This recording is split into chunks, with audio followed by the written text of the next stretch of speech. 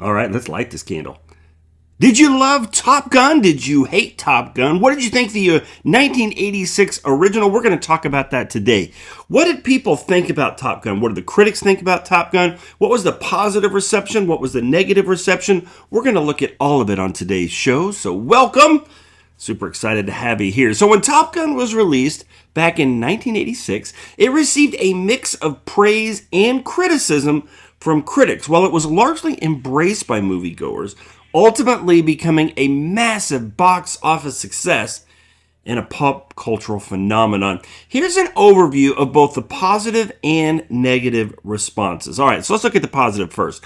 Box office success and popularity. Top Gun was a blockbuster hit. It became the highest grossing film of 1986. It resonated strongly with audiences, particularly for its action-packed sequences, charismatic performances, and that memorable soundtrack. Now, aerial combat scenes. The film was lauded for its thrilling and groundbreaking aerial combat scenes. The use of real fighter jets and the portrayal of dogfights were seen as highly realistic and visually impressive, setting a new standard for action films. Tom Cruise's performance. Tom Cruise's portrayal of Pete Maverick Mitchell was a highlight for many viewers. His charisma and confidence and that rebellious nature of his character made Maverick an iconic role in Cruise's career.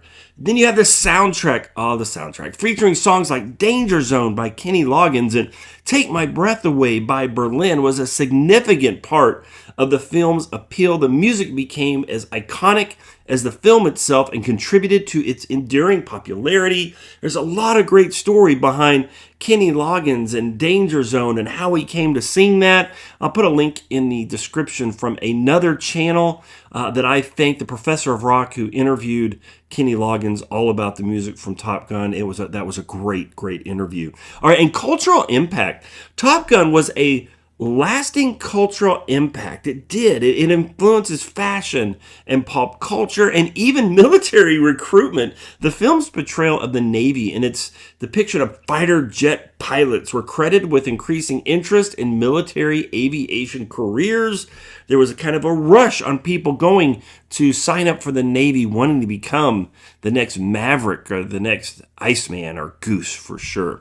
All right, now let's talk about the negative reception to the movie.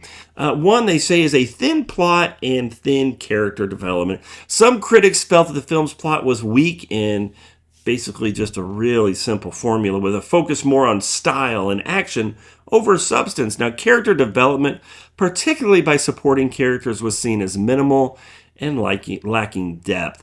They said it was a cliche storyline. The storyline was criticized for being overly cliche and predictable, relying on familiar tropes of the hotshot young pilot who learns valuable life lessons. This was seen by some as reducing the emotional impact of the narrative.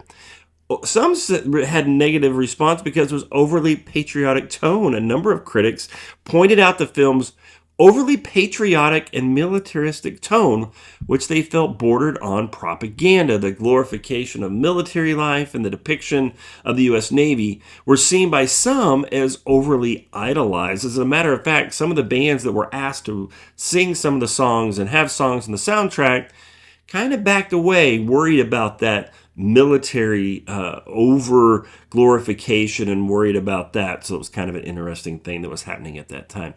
Overemphasis on style is another thing they said. Tony Scott's direction was noted for its emphasis on style, slick visuals, fast-paced editing, and heavily reliance on music and slow motion shots. While this was praised by some, others felt that it overshadowed the storytelling and emotional depth of the film.